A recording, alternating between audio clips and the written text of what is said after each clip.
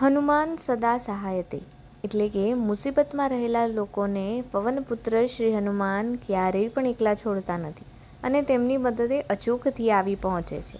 ત્યારે સુરતના એક હનુમાન મંદિરે સ્થિર થયેલા હનુમાન દાદા એવા બાળકો માટે જાણે આશીર્વાદરૂપ બન્યા છે જેઓ બોલી શકતા નથી. આવા બાળકોના માતા પિતા માટે આ મંદિરે દર્શન કરવા એટલે કે ચારધામના દર્શન કરવા બરાબર છે. યતીન છે, યતીન ભાસ્કરભાઈ ઉપાધ્યાય.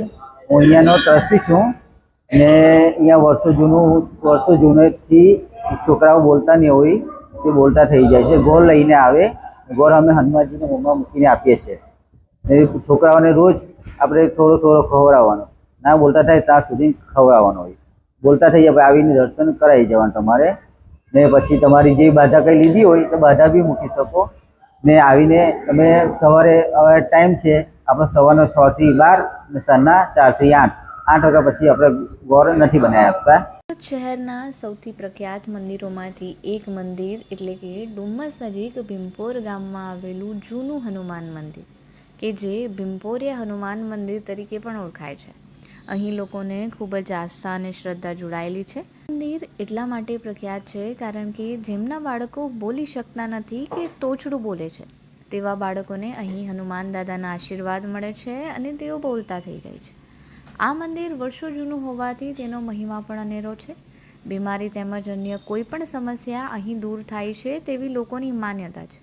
પરંતુ ખાસ કરીને જે બાળકો બોલી શકતા નથી અથવા તો થોડું મોડેથી બોલે છે કે યોગ્ય સમય થઈ ગયો હોવા છતાં પણ બોલી શકતા નથી તેવા બાળકોના માતા પિતા અહીં તેમને અચૂકથી લાવે છે.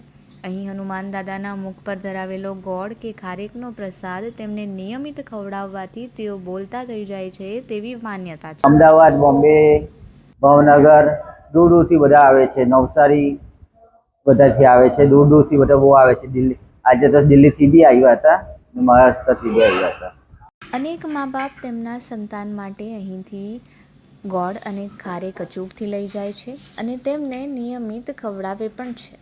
આ મંદિર 50-100 વર્ષ જૂનું નહીં પરંતુ 350 વર્ષ જૂનું હોવાનું ટ્રસ્ટીઓનું માનવું છે. અહીં સુરત શહેર ઉપરાંત ગુજરાત રાજ્યના અનેક જિલ્લાઓથી ભક્તો ખાસ બાધા રાખવા માટે આવે છે અને વિદેશમાં વસતા લોકો કે જેઓ જાતે આવી શકતા નથી તેઓ પાર્સલ થકી આ પ્રસાદી મંગાવે છે અને તેમના બાળકોને નિયમિત રૂપે ખવડાવે પણ છે. માતા પિતા પ્રસાદી રૂપે ગોળ કે ખારેક ચડાવવા માટે લાવે છે અને હનુમાન દાદાના મુખ પાસે અડાડીને તેમને પરત આપવામાં આવે છે.